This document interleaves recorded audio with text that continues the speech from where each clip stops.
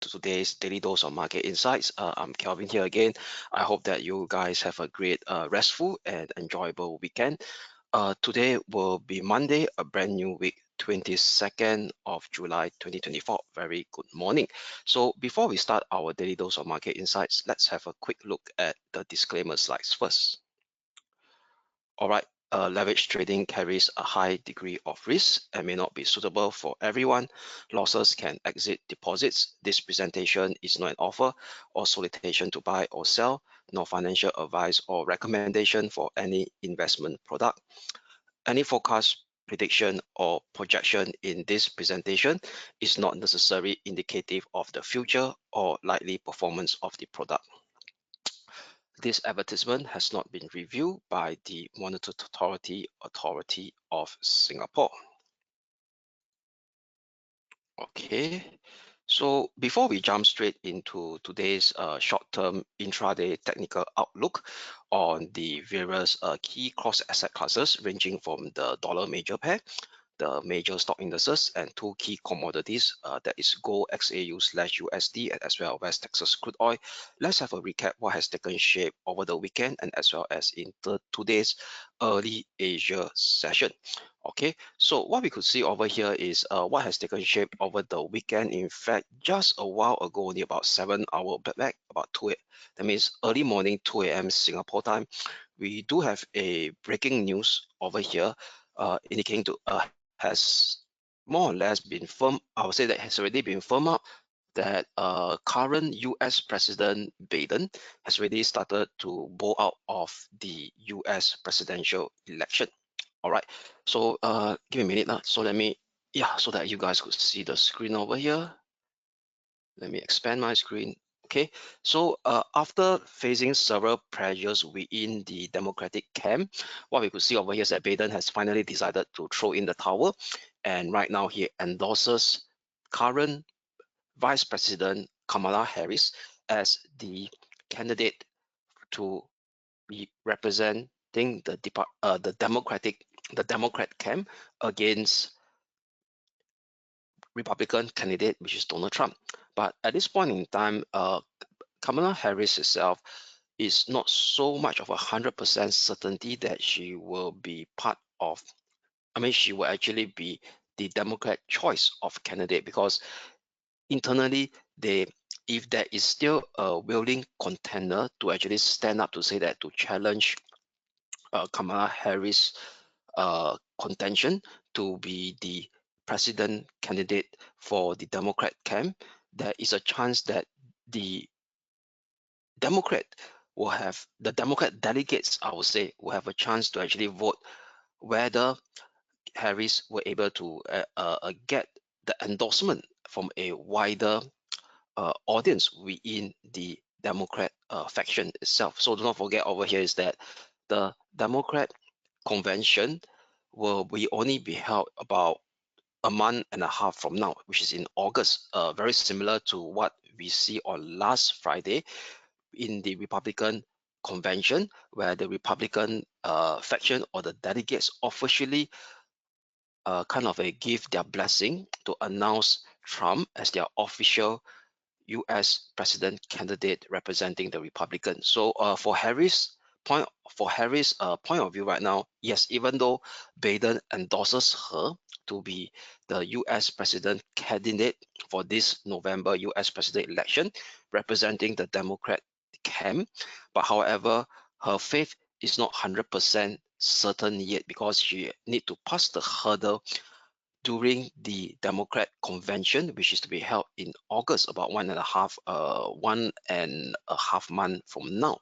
Because now until then, there could be a Democrat contender to stand up and challenge her current stance right now.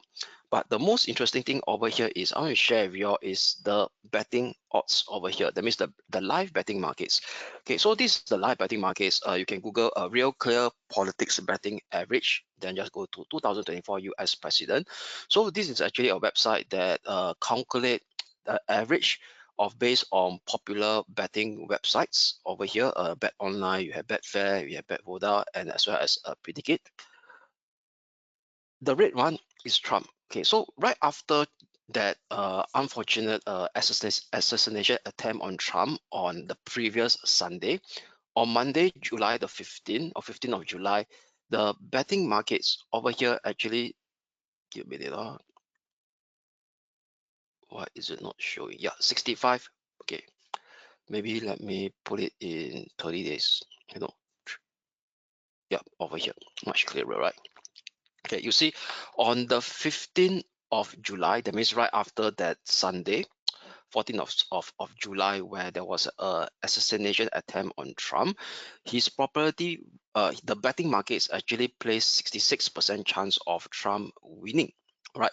So Biden himself has been on the decline, the one in dark blue right here, and right now in that particular luminous light color blue, which is Kamala Harris. So you look at from Kamala Harris previously on the same date itself on 15th of July, her odds only 7.3 because for sure she's not actually at that point in time, Biden hasn't pulled out yet. So right yesterday, I would say that put in a way that early today's Asia session at around 2 a.m. Singapore time, when Biden officially made the announcement to step aside and endorse Harris as the preferred choice of the president candidate for the Democrat camp, her odds starts to jump up to almost 30% now. Okay, if you look at my cursor, where is it right now? Okay, while Trump reduced down to 58%. So what it means that over here is that the prior 1.5 week of Trumponomics trade may likely to be fade off in the coming days. So what do I mean by Trumponomics trade? So Trumponomics trade in terms of the global stock indices, especially on the major stock indices, we see 1.5 week ago there was this outperformance of value related heavily concentrated value related stock indices like the Dow Jones and the Russell 2000 in some way or another, benefiting from the bull steepening yield curve trade, which is all part of the Trumponomics trade as well. So that could actually start to see a bit of setback. That means we may start to see a bit of profit taking on the Dow Jones and the Russell 2000 after they have outperformed the Nasdaq 100 and the S&P 500 in the last 1.5 week or so. And also from a commodity perspective, on last Friday during the convention, the Republican convention, where Trump made his nomination speech, he did made this statement called "drill, baby, drill." So what does that mean? He wants U.S. shale gas to be the leading energy supplier worldwide. That means you want US to be an exporter of oil. So that causes the WTI crude oil to actually tumble for 2 straight days from Thursday and as well on Friday. And that particular weakness in oil that we see on last Friday may do a bit of potential setback rebound as well, given that it's also part of this Trump policy, and given that Trump odds of winning right now has starts to decline at this point in time based on the betting markets, as you could see on your screen here, due to the fact that Kamala Harris right now is being kind of endorsed by the current US President Biden as the choice of the presidential candidate for the Democrat camp. So that actually reduces the margin of Trump leading by a fair significant bit last 1.5 week ago. Later, I'll talk more about the dollar perspective. Why? Because the dollar perspective is kind of mixed right now. Do not forget, Trump himself is giving very mixed messaging about the dollar. So from a fundamental perspective, if we are talking about part of Trumponomics is to actually ignite very steep tax cut, both on the corporate side and on the personal side, that could actually widen the US budget deficit, which in turn could actually lead to increase in the longer term US 10-year treasury yield, such as the 10-year yield. That could be potentially be dollar positive in the long run or the medium run. But however, during one of his interview session with Bloomberg that was published early last week, he did mention that the dollar is being kind of overvalued against the Chinese yuan and as well as the Japanese yen itself. So at the early start of last week, we see a tumble in the dollar yen. And given that such mixed messages and the odds have Trump winning this time round of the November president election has reduced based on the betting markets, we could see in the short term a bit of dollar strength revival coming back into the market itself. All right, so these are the key linkage on share with you based on this ongoing US presidential election fiasco that is actually taking shape right now, and I will actually keep you guys updated in my daily dose if we actually see something very interesting that is taking shape, especially now much more on the Democrat camp side of the story, given that there could be a potential new contender to actually challenge Harris at this point in time. All right, so now another one I want to share with you is early today's Asia session at 9:15 a.m. will be China PBOC has finally decided to throw in the towel after after adopting a very conscious stance of not wanting to add additional liquidity into the Chinese economy. So this time round, it actually surprised the market by cutting the loan prime rate, both the 1 year and the 5 year. So we know that China itself is a bit unique situation in terms of their monetary policy decision framework. They do not have a single monetary policy official, I would say, put it away, they don't have a single official interest rate. All right, you know, the Fed has the Fed funds rate, then Bank of England has a policy rate, and Japan has the overnight interest rate. Whereas for the current official interest rate in China is 3. One is the medium-term loan lending facility, which very likely they want to phase out to the 7-day repo. And the second and the third one, they use this loan prime rate 1 year and a 5 year. So basically, 1 year and 5 year loan prime rate is actually being tied to used as a benchmark for corporate loans, business loan, and as well as housing loan, especially on the 5-year tenure.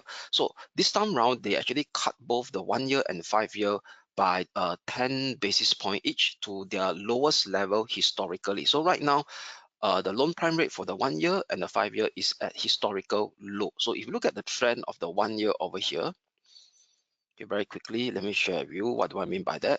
So you put it max. Okay, so it's at the all-time historical lower for the 1 year, and you go to the 5 year as well. It's also at the all-time historical low as well. So what it means that right now there is actually a much more urgency by the China top policy makers that they need to do something much more significant or forceful to stoke consumer confidence on the brighter side of things, given that housing prices still continues to remain depressed last month, and that actually impact the China retail sales number as well, that actually fallen quite a significant bit to actually 2%, close to 2% year on year, that dragged down the Q2 GDP figure to 4.7%. That's actually below the 5% target set up by China top policymaker at the start of this year for their annualized 2024 growth target is to be set at around 5%. So given this very, very lackluster consumer sentiment and business sentiment that led to this very, very weak retail spending, even though industrial production continues to remain healthy, but that is not sufficient enough to actually allow China to meet their top policy maker 2024 GDP target of around 5%. So that actually explained to us why this morning the PBOC is being kind of forced to actually introduce extra liquidity into the market, despite the fact that the Fed hasn't even moved the dial yet, because right now the Fed hasn't really cut rates. So previously, the certain voices in PBOC, they're actually waiting for the Fed to actually cut rates first before enacting a much more forceful interest rate cut, this to prevent any potential capital outflows. So it seems to me right now that the signaling impact from PBOC is that they are much more in a mode of actually doing much more forceful monetary easing due to the fact of a much more worsening. I would say that potentially it could be a worsening localized internal demand environment in China. So with this additional liquidity coming in, it could potentially create a short-term positive loop into the China stock market and as well as the Hong Kong stock market. All right, so later I'll share a bit more on that where I cover the short-term intraday technical outlook. Okay, so are the two key events and its related fundamentals that I want to share with you all in today's daily dose over here. Okay, so with that, now let us very quickly look at the intermarket dynamics that I will share with you all, taking shape on the FX market at this juncture. Okay, so with that, let us very quickly look at the yield curve. All right, over here. Okay, so if you look at the 10-year US Treasury yield curve, okay, so right now it's actually trading right now during the Asia session open, because Japan is open as well right at this point in time. So once Japan is open, there is a market on the US Treasury cash bond market, so that actually impact the yield curve, the yield as well. So the US 10-year Treasury yield continues to actually inch upward over here. So what I could see is that it actually reintegrate above the former low of 17th of June over here. And right now, potentially it could seems to be that retesting the 20-day, 50-day, and the 200-day moving average as I think as an intermediate resistance at around this area here. Okay, let me put it in red so that you guys could see. Okay, at around 4.33%. So there's a bit of fair room more to push up before hitting this bunch of resistance over here that's being confluenced by the 200-day and the 50-day moving average, acting as a near-term or intermediate resistance at 4.33% level. And given this failure breakdown, that means it did have a proper breakdown below the swing low of 14th of June, that could actually see a bit of we call it previously profit, we call it a clearing of what I call short-term bearish position on the US 10-year Treasury futures market, and we may see a bit of, we call it, stop loss being triggered. So that could actually kind of put in a way that push up the treasury, the 10-year US Treasury yield as well to this 4.33% level. And if you look at it from a very short term, the shorter term yield tenure, which is the 2-year Treasury yield, managed to also going to bounce off for 3 consecutive sessions right at this one of the medium term support level that we highlighted earlier at 4.42%. And if you look at the next near term resistance over here, will be at this bunch, okay, at 4.6% to 4.67%. So this actually confluence with the 20-day and the 200-day moving average, acting as a resistance confluence zone, very similar to the graphical resistance as well, confluencing at 4.61 and 4.67%. So given that there is a chance of it bouncing much further towards those set resistance level, both on the 2-year and the 10-year US Treasury yield, that could start to translate to further potential dollar strength, at least in the short-term perspective. So if you look at the dollar index itself, it also failed to actually have a proper breakthrough below this former range, this range resistance that was in place since 4th of April this year. Okay, it broke down on 17th of July. Then thereafter, on the 18th of July, it managed to inch back higher, and it's still showing some potential to see the next near-term or intermediate resistance coming in at around 105.24. This level here, which is confluenced very closely, slightly above the 20-day and the 50-day moving average that is acting as a resistance, slightly lower at 104.90. So it's a let's put it as a zone over here, right? Okay, 104.90. Okay, so given the fact that of this failure bullish breakdown, and potentially there could be a bounce taking shape over here, supported by the potential bounce as well that is being played out right now at the 10-year treasury yield and the 2-year Treasury yield, that could actually translate to at least some very short term dollar strength coming back into the FX market. And what we could see in today's early Asia session, based on the 5-day rolling performance as of now, we are speaking, this dollar strength has indeed starts to materialize in the FX market, where we see the dollar starts to actually strengthening across the board, which is the strongest right now against the Aussie and the Kiwi. But we see the dollar yen and the dollar Swiss playing a big catch up over here to cover the gap that was seen on last Friday against the dollar index. So I use the dollar index as a benchmark itself. So any of the dollar pair that is trading way above the dollar index is actually showing that the dollar strength is the much more pronounced. But however, the dollar strength is least pronounced when the particular line or the particular dollar pair is trading below the dollar index. But however, I want to take a look at the amount, the gap that is the differential between the gap of the dollar index and the said dollar pair.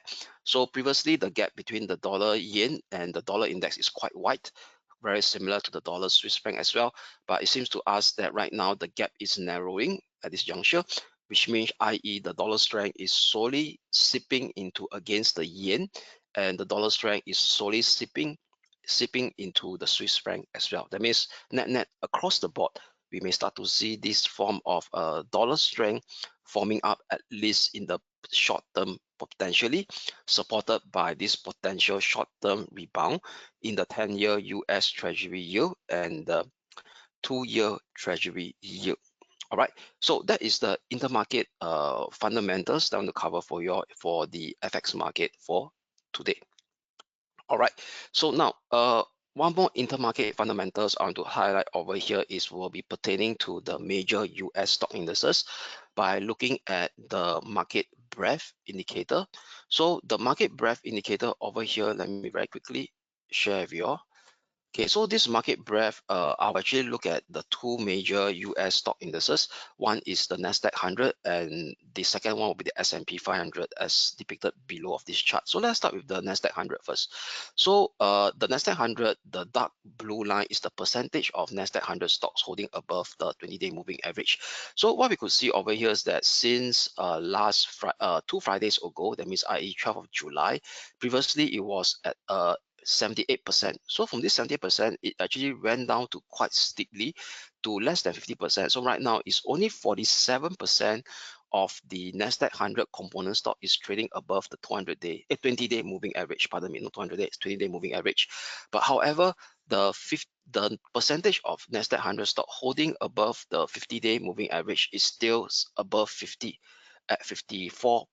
If you look at my screen over here, but it also came down a fair bit from 16th of July. Previously, it was at 75%. It actually dropped down to 54% as of last Friday.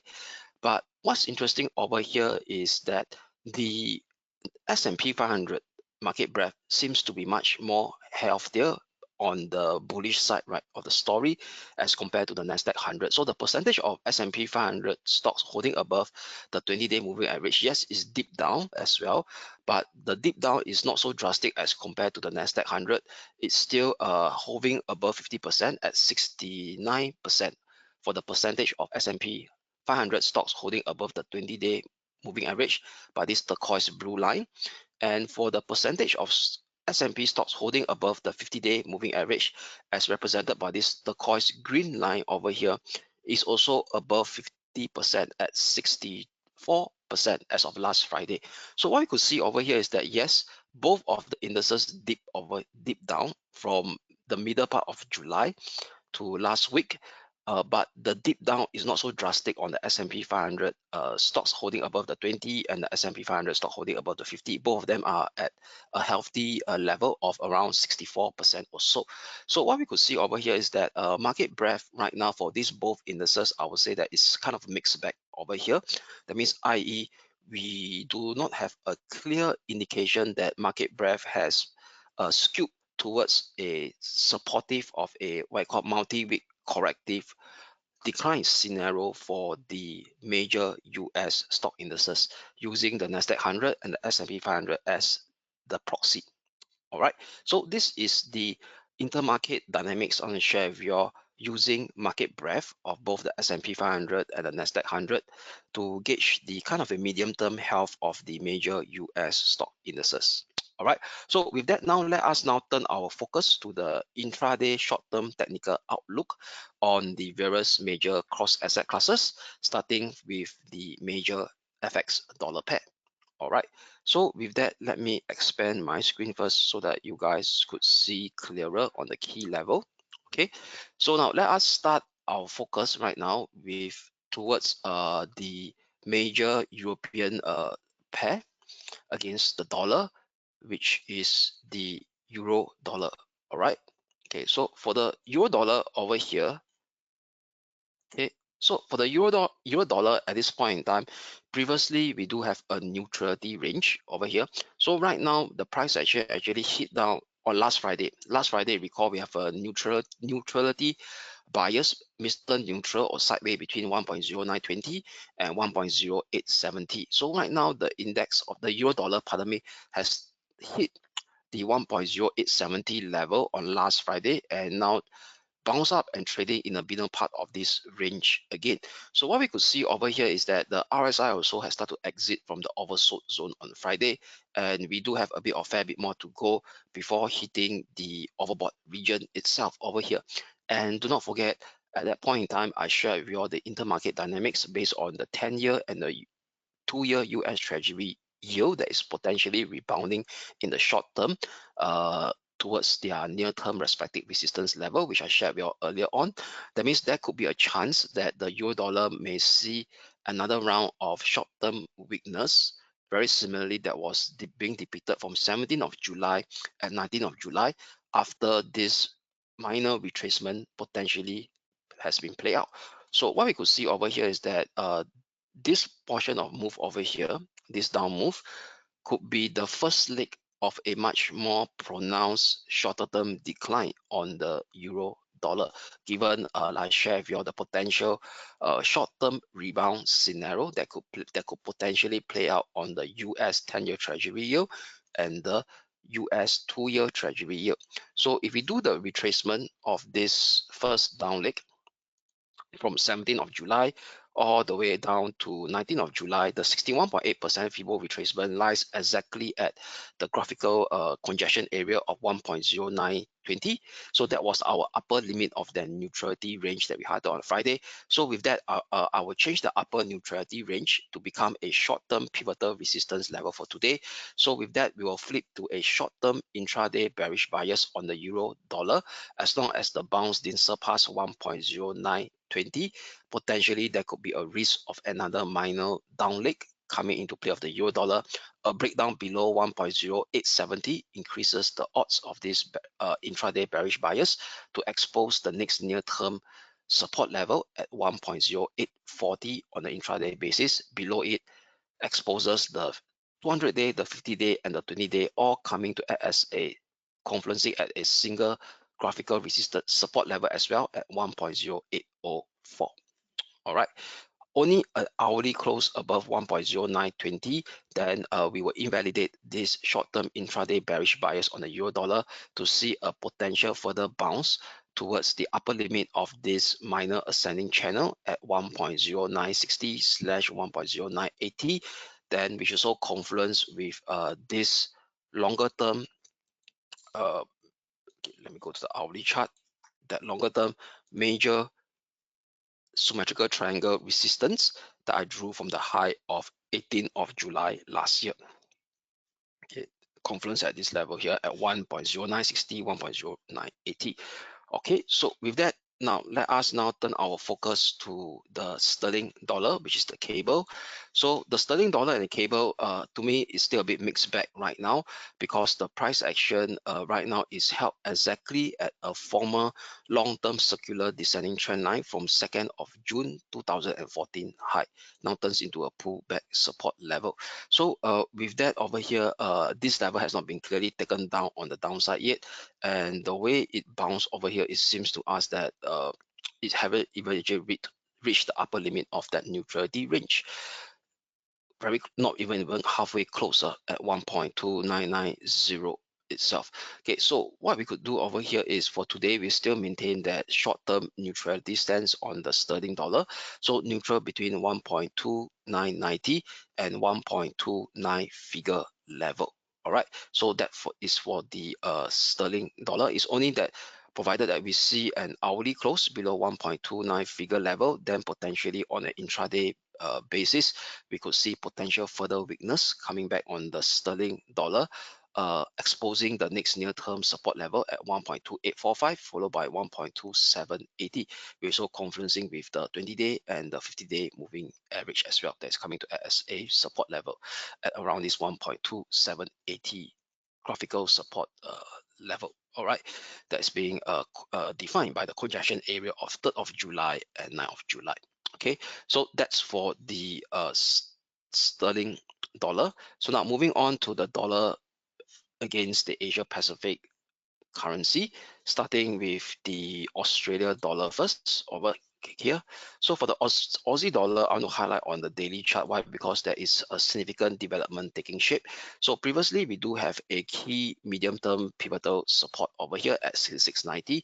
So this line over here, 66.90, right, has already been reintegrate down on the downside. So very clearly on last Friday, it has a daily close below 66.90, and also graphically is so that bearish candle also very clearly went down. It's a black candle that we have a daily close below this symmetrical triangle resistance previously that has a bullish breakout on the 4th of July. That means early part of this month over here. So this symmetrical triangle range resistance that I drew from 3rd of February high, linking the lower high of 29th of December last year. So last Friday price action, what it means at this point in time, there is actually a failure bullish breakout of 66.90, given that it has a daily close below 66.90, which is also indicating to us that this movement here is a failure bullish breakout. That means the movement of the Aussie dollar again could be now transforming into a very complex sideways range configuration,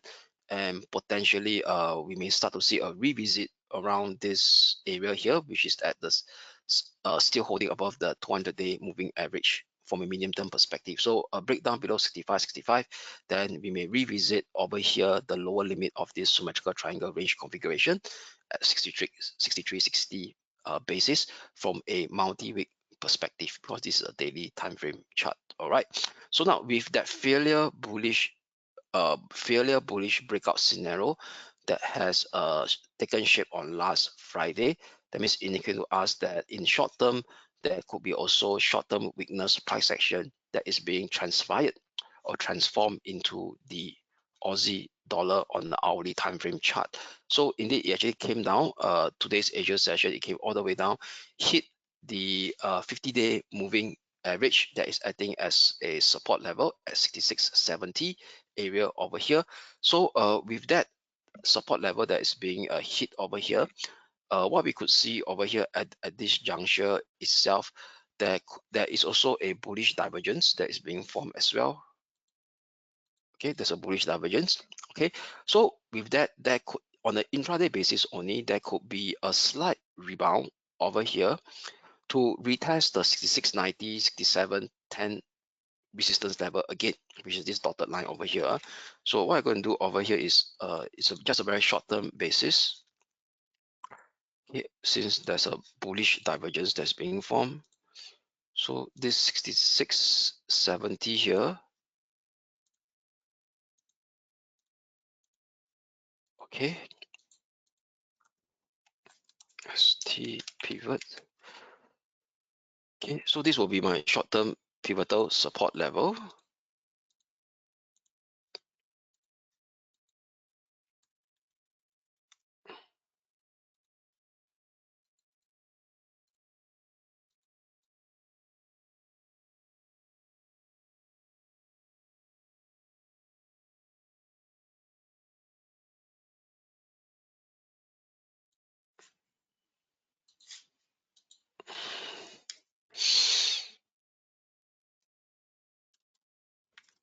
Okay, oops, sorry, 67. Okay, so basically, given this bullish divergence and also right at the 50-day moving average, so I'll be using this 66.70 here as my short-term pivotal support for today, a key level, short-term support level to watch out for any signs of a potential intraday minor rebound scenario that could unfold if 66.70 short-term pivotal support holds for now. And there's also a bullish divergence that's being condition that's being flashed out on the hourly RSI. But however, only this resistance zone to watch out for will be at 67 figures slash 67.10 on the intraday basis, because given the fact that on the daily time frame chart the elements are still bearish over here. So that means potentially upon hitting this 66.7, 66.10 level, there could be another round of further potential weakness coming into play on the Australia dollar, given the bearish element that I highlighted on the higher time frame chart, which is the daily chart. at this point in time. But however, if we start to see another hourly push down to break down below 66.70, then this intraday bullish bias bounce will be invalidated to see the continuation of the impulsive down move to expose the next near-term support level at 66.70. Next, okay, 66.70, a breakdown below it sees 65.90, which is coming very close to the 200-day moving average. That is acting as a support around the 65.90 level as well. Okay, so that's for the Aussie dollar. Now moving on will be the dollar yen. So the dollar yen continues to shape a bounce up, and since last Thursday, and thereafter it's just to trade sideways over here. So with that, it also tried to, it hasn't even break above the 50-day moving average as well, very closely at last week pivotal resistance at 157.70. But however, elements are rather mixed right now on a intraday perspective on the hourly chart of the dollar yen. So with that, I will rather turn into a neutrality stance for an intraday perspective for today. So neutral between 157.70 and 156.70. Yes, around similar highs that's being flashed out on the dollar yen, but however, the hourly RSI going to shape lower high, all right? And given that it's still shaping lower high below the 50-day moving average, so elements are rather mixed right now. So neutral between 157.70 and 156.70. So only an hourly close above 157.70, then potentially we could start to see an extension of this rebound to retest 153.80, 159.45. 159.90, which is also close to the 20-day moving average, acting as a resistance. This will be the next near-term resistance level to watch. And if you look at the Fibo retracement, taking into account of this current down move from 3rd of July all the way down to the low of 18th of July. So it also corresponds to the golden ratio of 61.8% as well for the 159.45/159.90 level. Okay, so mixed element neutral between 157.70 and 156.70 at this juncture. Okay, with that, that sum up the short-term intraday technical outlook on the major FX. Let us now focus on our attention to the major stock indices, starting with the Hong Kong 33 or the Hang Seng Index. So like I said earlier on, that with this additional liquidity that is being ignited by the China Central Bank PBOC, it could have a positive feedback loop on the Hong Kong 33 stock index or the Hang Seng index, which indeed it came. And where it came now, it came exactly at the 17,200/17,110. Still recall that on last Friday, we do have a bearish bias looking for the next support to come in closely at 17,200/17,110. So in today's Asia session, it actually came down, broke below last Friday low, printed a low of 17,296 before shaping the strong rebound candle at the next hour over here. And upon that, there was also a bullish divergence that's being flashed out as well. So using the 17,200/110 as a medium-term pivotal support for today, we'll flip to a intraday bullish bias given the sighting of that bullish divergence that's been taking shape, and also from a fundamental perspective due to the additional liquidity that is being added into the Chinese financial system by that this morning interest rate cut on the 1 year and the five-year loan prime rate. Next resistance level to watch 17,600. Above it exposes 17,820/17,870. We also confluence with the 20-day moving average acting as a resistance.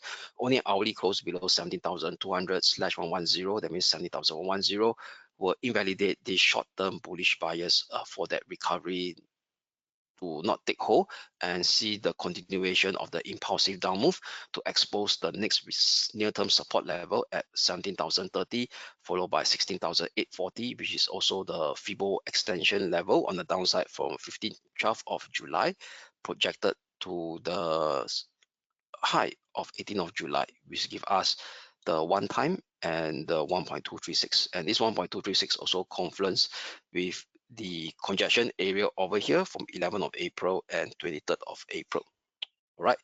So now that's for the Hong Kong 33. Now moving on will be the Japan 225 or the Nikkei 225. So the Nikkei 225 also come close to the 50-day moving average as well. And what's interesting over here is that the hourly RSI continue to shape that bullish divergence over here. Okay, this bullish divergence continues to play out at this point in time. Okay, a series of higher lower at this juncture. So with that, we'll be using the 39,350, which also confluence with this former minor swing high area of 21st of May and 11th of June, and also confluence with the rising 50-day moving average, all coming to add as support at 39,350. So using 39,350 as my short-term pivotal support level. So potentially there could be a some kind of short-term bounce that could unfold on the Japan 225, given the persistence bullish divergence condition that's being flashed out on the hourly RSI. But however, the first resistance to watch out for will be at 40,050. Only a clear break above 40,050 may increase the odds of the bounce to retest the 20-day moving average, also acting as a next intermediate resistance at 40,440. All right. However, if you start to see an hourly close, an hourly close will break down below 39,350, then this potential intraday recovery scenario or bounce scenario will be invalidated to see the continuation of this impulsive down move to expose the next support level at 38,750. Below it sees the 17th of June and 31st of May minor swing low area at 37,980 next. Okay, so that's for the Japan 225. Now, moving on will be the European stock index, which is the German 30 or the German DAX. So still recall that on last Friday, the German 30 and German DAX, we flipped to a bearish bias. Why? Because it's actually it broke below the 50 and the 20-day moving average, and is potentially shaping that prior down move very similar to retest the lower limit of this very complex expanding wedge configuration, which being depicted by the purple lines that you could see over here. This is the upper limit and this is the lower limit. All right, that is in place since the low of 14th of June. And right now it hit exactly at the lower limit on Friday, which is exactly our support level that we highlighted, 18,150. Upon hitting the lower limit of this expanding wedge limit, which is a support level as well, there was a bullish divergence that's condition that's being flashed out on the hourly RSI. So indicating to us that this particular down move on Friday, the bearish momentum seems to be getting exhausted, okay, based on what is playing out on these short-term technicals that's being depicted on the hourly chart. So with that, I'll be using a slightly lower level than 18,150 because this level here in terms of graphical level is much more significant because it tested more points, 1 point, 2 time, 3 time, 4 time, which is the minor swing low that is in place since 19th of June all the way up to 2nd of July. That's acting as a support at 18,070. So I'll be using 18,070 as my short-term pivotal support level for today for the German 30, flip to a short-term intraday bullish bias. Next near-term resistance level to watch will be at 18,365, which correspond to the 20-day moving average acting as a resistance. Above it may expose the next near-term resistance at 18,520, which is the minor swing high of 17th of July and 19th of July. We're also pretty close to the 50-day moving average acting as a resistance as well at 18,470. All right, so it could be a range 18,470 / 18,520. That will be the next near-term resistance level to watch if 18,365 is taken out on the upside on the intraday basis. But however, if we start to see the price action going to drift down lower and shape a hourly close and a breakdown below 18,070, then this intraday bullish bias for the rebound scenario to take place will be invalidated to see the continuation of the slide to expose the next near-term support at 17,940. Below it exposes the next support at 17,840 next, which is this congestion area over here. All right, 22nd of April. Okay, so that's for the German 30. Now, moving on will be the major US stock indices, starting with the US Wall Street 30 first. So for the US Wall Street 30, last Friday, we flipped to a neutrality stance due to mixed element, and the price action broke below the lower neutrality limit and drifted all the way down to our set support level at 14,185, 14,060 level mark over here. So, and the RSI also starts to actually hit the oversold zone. But what's interesting over here is now during the Asia session, it also attempt to exit from the oversold zone itself. So with that, I'll be using 39,890 as my short-term pivotal support level over here for today. We're also very close to the rising 20-day moving average as well. So as long as this support level is not surpassed to downside 39,890, potentially there could be some form of minor bounce scenario playing out on the US Wall Street 30. That means i.e. Flipping to a short-term intraday bullish bias. First resistance level to watch out for will be at 40,670. Above it may expose 41,050 on an intraday basis. However, if we start to see a breakdown below 39,890, then this corrective decline scenario on a short-term perspective basis may extend further on the downside. Next near-term support level to watch will be at 39,620, followed by 39,300, which confluence with the rising 50-day moving average. Okay, that's for the US Wall Street 30. Moving on, next will be the Nasdaq 100. So the Nasdaq 100 managed to hold right at our 19,520 short-term pivotal support that we highlighted on last Friday. We also confluence with the lower lip, the medium-term ascending trendline support that we drew from 19th of April low. This turquoise green line here. And interestingly, the hourly RSI continued to shape that persistence bullish divergence over here. So indicating that last Friday low over here could be the exhaustion point for the bears potentially, given the bullish divergence that's being flashed out on the hourly RSI. And it managed to help at the 19,520 short-term pivotal support level. And also right now it's already coming very close to the 50-day moving average, I think as a support level as well. So with that, no change, 19,520 short-term pivotal support, still maintain that short-term intraday bullish bias. But however, price action got to immediately clear above last Friday minus swing high at 19,800 level. A breakout above it add more credence for this major bounce scenario to unfold, with the next resistance coming in at 20,060, 20,210 level for the US Nasdaq 100. But however, if we start to see an hourly close below 19,520, then this particular corrective decline scenario that has taken shape since its all-time high of 11 July may unfold into something much more deeper in terms of price action and in terms of the amount of time spent. All right, that means it could be unfolding into a multi-week corrective decline phase, given that it's also a breakdown of the 50-day moving average. So in the first step, in the near term, the next support level that it may get exposed to in the near term on an intraday basis will be at 19,115, followed by 18,950 next, which is this congestion area over here from 7th of June and 24th of May this year. Okay, so that sum up the intraday technical outlook on the major stock indices. Now let us move our focus now to the commodities market, starting with gold XAU/USD. So for gold XAU/USD, last Friday we do have a bullish bias as well, with a lower short-term pivotal support level at 2,390. Price action actually hit exactly very closely to this 2,393 level. 2,393 level also correspond to the rising trend line that or the ascending trend line that I drew from the low of 26th of June. The hourly RSI has managed to exit from the oversold level, so no change, still using that 2,393 as a short-term pivotal support to maintain that short-term intraday bullish bias.